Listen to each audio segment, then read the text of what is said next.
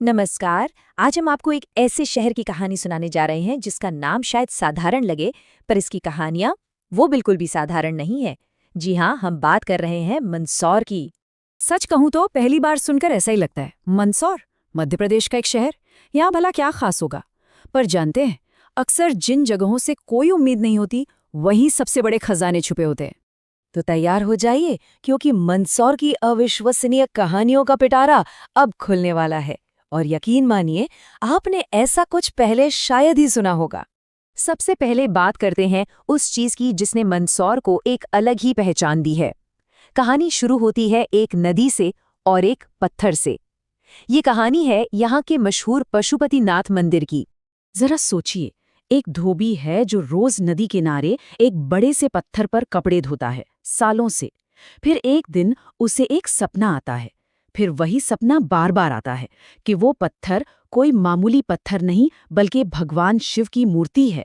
उसने ये बात गांव वालों को बताई, और उसके बाद जो हुआ वो सच में किसी चमत्कार जैसा।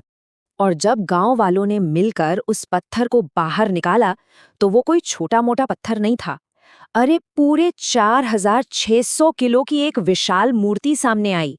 सोच कर देखिए वो पल, जब सदियों से नदी में छिपा ये खजाना दुनिया के सामने आया होगा। क्या माहौल रहा होगा। अब देखिए, ये मूर्ति भी कोई आम मूर्ति नहीं है। हाँ, पशुपतिनाथ का नाम सुनते ही सबको नेपाल याद आता है ना? पर मंदसौर की इस मूर्ति की बात ही कुछ और है। इस पर शिवजी के 8 चेहरे हैं, 4 ऊपर की तरफ जो एकदम मुकम्मल हैं, अलग अलग भावों के साथ, और 4 नीचे जो अधूरे हैं। और यहाँ के लोग क्या मानते हैं पता है? वो कहते हैं कि जितने साल ये मूर्ति नदी के अंदर रही, उतने साल शिवना नदी खुद उनका अभिषेक करती रही। कितनी खूबसूरत सोच है ना? जैसे प्रकृति खुद भगवान की सेवा में लगी हो। और मजे की बात यह है कि ये सिलसिला आज भी थमा नहीं है। आज भी साल में 2 बार मंदिर में बाढ़ आती है, पानी गर्भगृह तक पहुंच जाता है, और ऐसा लगता है मानो शिवना नदी आज भी अपना वो पवित्र अनुष्ठान पूरा करने लौट आती है। वाकई एक अद्भुत नज़ारा होता होगा वो। चलिए, अब कहानी को और आगे बढ़ाते हैं। मंदसौर का एक और कनेक्शन है, और वो जुड़ता है सीधे रामायण से। तो देखिए, मंदसौर को पुराने जमाने में दशपुर कहते थे। क्यों? क्योंकि माना जाता है कि ये रावण की पत्नी मंदोदरी का मायका था, और रावण का एक नाम दशानन भी था। तो दशानन का ससुराल हुआ दशपुर। है ना दिलचस्प? अब ससुराल है तो यहाँ रावण को लेके एक बहुत ही अनोखी परंपरा भी है। दशहरे पर यहाँ रावण का पुतला जलाया नहीं जाता, बल्कि सीमेंट की एक बहुत बड़ी मूर्ति है जिसे बस प्रतीकात्मक रूप से जलाते हैं, और फिर उसे दोबारा पेंट कर दिया जाता है। लेकिन इस मूर्ति में एक बहुत ही अजीब बात है। रावण के 10 सिर तो हैं, पर उन 10 सिरों के ऊपर एक गधे का सिर भी है।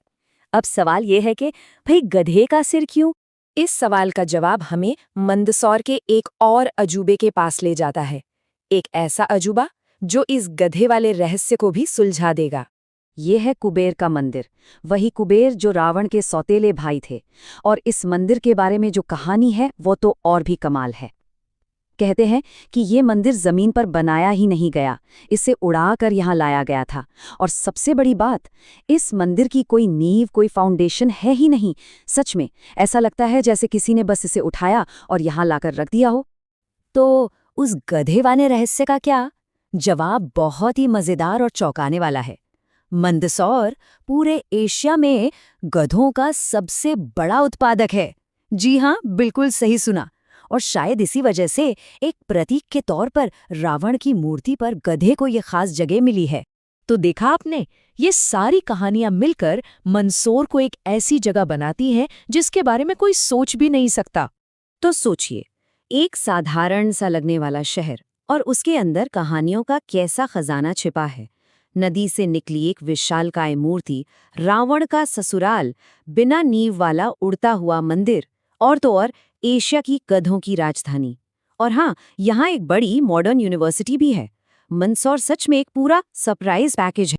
मंदसौर की कहानी हमें ये सोचने पे मजबूर कर देती है ना?